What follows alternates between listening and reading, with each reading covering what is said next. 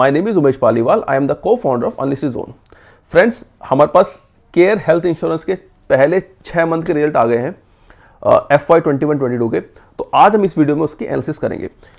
Before I start the analysis of care health insurance, मैं आपको बता दूं, कोई भी इंश्योरेंस का बिजनेस है, चाहे वो हेल्थ इंश्योरेंस है, चाहे वो लाइफ है, चाहे जनरल अदर इंश्योरेंसेज है, तो इंश्योरेंस जो बिजनेस कंपनियां कर रही हैं उनकी हमेशा 2 इनकम होती हैं।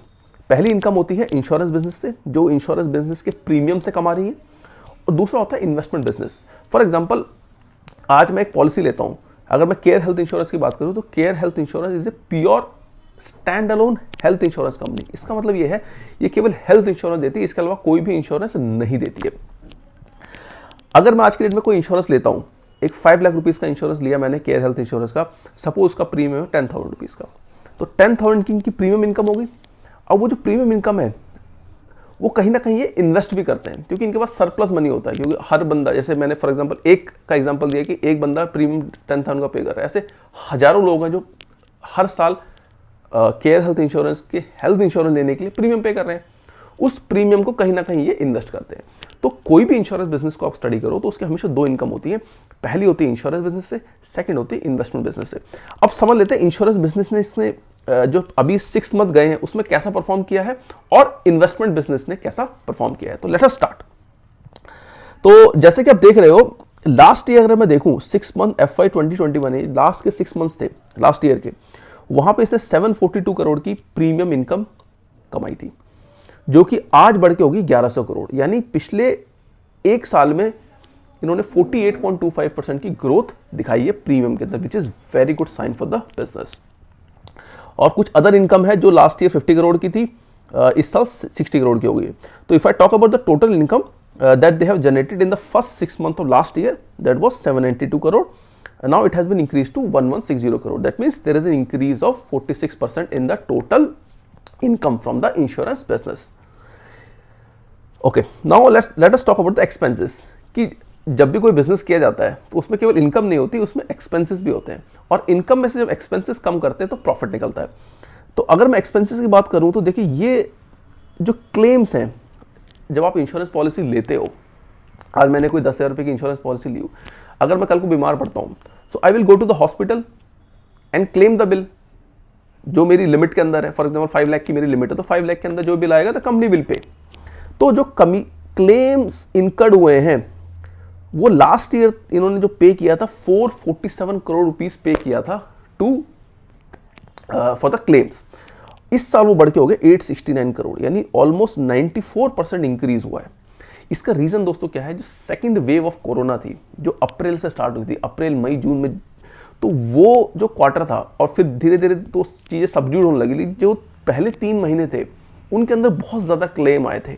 उस क्लेम की वजह से क्या हो रहा है कि इसका जो क्लेम जो टोटल इन्होंने पे किया वो 869 करोड़ किया पहले 6 मंथ्स के अंदर। अगर मैं टॉक अबाउट द कमीशन, जो कमीशन के एक्सपेंसेस होते हैं, लास्ट ईयर -5 था, इस साल 25 करोड़ का कमीशन है।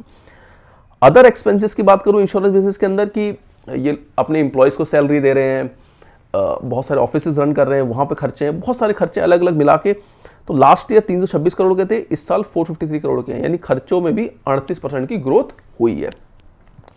प्रीमियम डेफिशिएंसी की बात करें तो 20 करोड़ का था लास्ट ईयर, इस बार -85 है। तो अगर मैं सारे एक्सपेंसेस जोड़ दूं तो लगभग 788 करोड़ के एक्सपेंसेस थे लास्ट ईयर, इस साल हो गए 1262, यानी कितना इंक्रीज हुआ, लगभग 60% का इंक्रीज है। 60% का इंक्रीज है खर्चों में, और इनकम में कितना है 46%, यानी देयर इज अ प्रॉब्लम। और वो प्रॉब्लम किसकी वजह से आई, क्लेम इनकम की वजह से आई। इसकी वजह से अगर मैं प्रॉफिट बिफोर टैक्स देखूं, अब मैंने टैक्स पे नहीं किया, अब मैं केवल इनकम में से एक्सपेंसेस को माइनस कर रहा हूं, प्रॉफिट बिफोर टैक्स निकाल रहा हूं। 4 करोड़ था लास्ट ईयर, इस साल आ गया -102, यानी जो पहले 6 मंथ है उसमें 100 करोड़ रुपए का घाटा केयर हेल्थ इंश्योरेंस को आया है उसके इंश्योरेंस बिजनेस से, और उसका इंपैक्ट जो है वो क्लेम इनकर्ड की वजह से हुआ है। अगर मैं इन्वेस्टमेंट बिजनेस की बात करूं तो लास्ट ईयर 25 करोड़ की इनकम थी इसकी इन्वेस्टमेंट बिजनेस से, जो कि बढ़ के कितनी होगी 30 करोड़ होगी। That mean there is increase of 20% in the income from the investment business, and they have done some sale of investment, क्योंकि जब आप इन्वेस्टमेंट करते हो तो कहीं ना कहीं आप प्रॉफिट बुक करते हो। तो लास्ट ईयर 2.2 करोड़ का था, इस बार 0.2 करोड़ का। दैट मीन्स लास्ट ईयर जो टोटल इन्वेस्टमेंट बिजनेस की इनकम थी 27 करोड़ की थी, जो बढ़ के 30 करोड़ हो गई, यानी 11.03% का उसके अंदर इंक्रीज है।